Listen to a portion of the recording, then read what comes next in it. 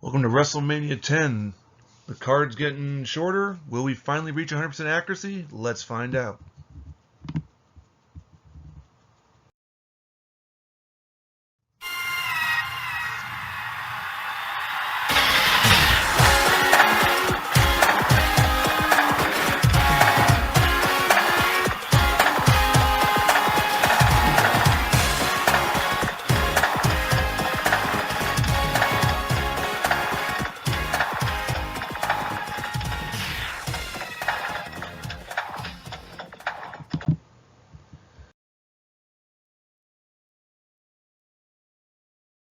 Before we begin, of course, a few facts. The event took place on March 20th, 1994 in New York City, New York, from Madison Square Garden. Attendance was 18,065.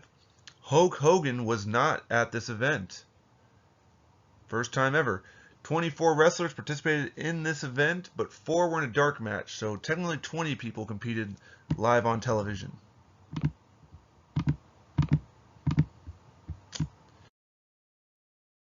I will only be reviewing matches that made TV.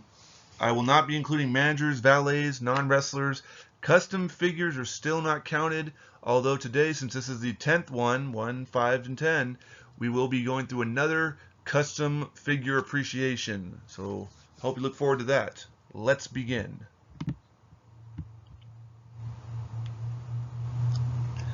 And WrestleMania 10 opened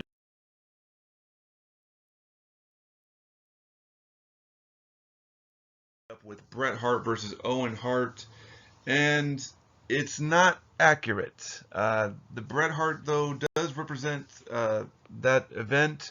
You can see, though, that this Owen Hart, he has the Slammy Awards on his singlet. This is before he would be a Slammy Award winner, so that's kind of more of a King of the Heart kind of thing. The colors are there, but again, because it's got the Slammies on the side, it's ahead of its time. He wouldn't be a Slammy Award winner until around 96. And then match 2, unfortunately, returned the Void. We were doing really well with 8 and 9 with no Void matches, but this is going to the Void because we do not have a Dink the Clown. We do have Mattel's version, or Mattel's Doink the Clown, which you can see it's pretty similar. Of course, he has a jacket on. I think he may have wrestled with the jacket on during the match, but the attire's there. Bam Bam, we don't have that WrestleMania 10 Bam Bam attire. Close to it, it would be his Legends if you just, but it's only gray and black and white. So naturally the attires don't match. This Bam Bam is a thing of beauty if you don't own this one. I ended up finding a few of them. People bought the belts off me. I still have a loose one ready out there on eBay because I only need one, and they wanted the belt. So, and then Ludovic Shawn has a Jack Specific, which is becoming more and more expensive every year. I don't know if you'll see a figure from Mattel, but if you wanted to recreate the match and just act like Doink doesn't exist, then it'd be a handicap match. So it's not accurate, and 2, it's not complete. Then this is awesome. It's not the appropriate attire for Crush at all. But what's cool is this is the Mattel Creations. I backed this thing 3 times personally. Decided that I'm going to keep 2 of them mocked for a while. I'll probably part out some parts because I don't really collect the Ultimate Edition figures. I did it for the ring. I thought the ring was the sell point for me. I've got some AEW rings, but that ring with that, especially the boards underneath, I even showed an old friend of mine. He was like, if I got back into wrestling, that'd be cool to have. So it's very detailed. Plus, you can take the ring skirt off and you can slam them on the boards. So just really kind of cool for figure feds, that kind of stuff. But yeah, it's happening. The Macho Madness pack. I bought 3 of them before his time was up, so I'm getting 3 of these. And who knows? I might keep them mocked for a while and see what happens. I might like Ultimates by then. I don't know. But as far as the match, you can recreate it. You can also use Crush and Jack Specific, but that was the Kona Crush days. This is heel days. So big shout out to all the backers on that. I was, skeptical a little bit first. I decided to back 1, then I decided to back 2. And back then it was only like 3,000 backers, and then out of nowhere it just took off. So I'm excited. Just gotta wait a year though. Then on to match 4, and another match goes to the Void.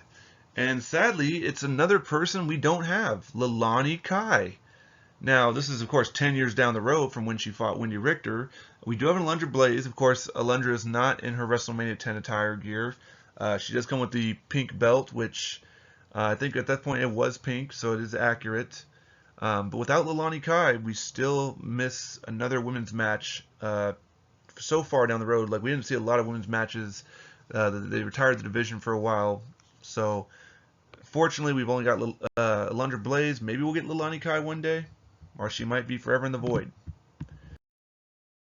Then we're on to another match where, ouch, another void match. Men on a Mission, Mabel and Mo. Well, we've got Mabel from his King of the Ring look when he won the King of the Ring, but this is his tag team run with Whoop There It Is on the thing, so we don't have that.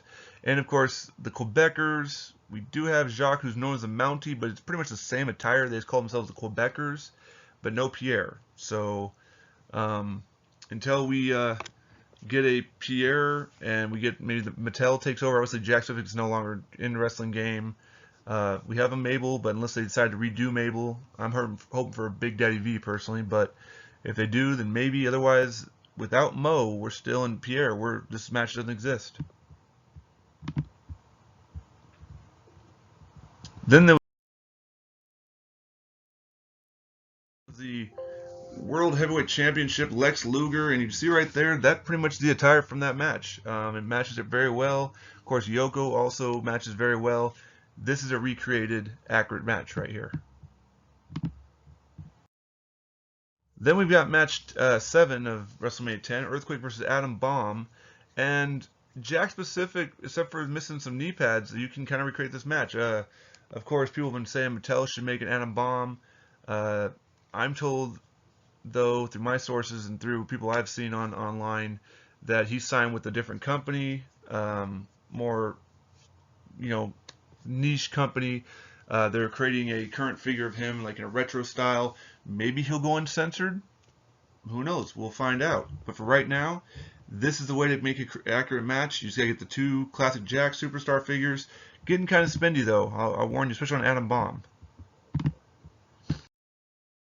Then the ladder match. Again, another Jack Pacific 2-pack creation. Even with an orange ladder and 2 Intercontinental belts. Mattel does have the Shawn Michaels Elite style like that, but not the Razor Ramon. So if you want to recreate that, of course, the Razor's head's not perfect, but I'm not counting the head. I'm counting the attire, and that's pretty accurate right there. And then the main event, the actual main event of Bret Hart and Yokozuna. They've made a Mattel Bret Hart that matches the attire. This is from his WrestleMania 10 attire. Yoko, of course, didn't really change his look. He had a white, I forget what they're called. He had white and black. Now this is red and black. Which, if you had the Elite 14, you pretty much had all Yoko's WrestleMania matches. So yeah, it's accurate. Let's break down the stats. And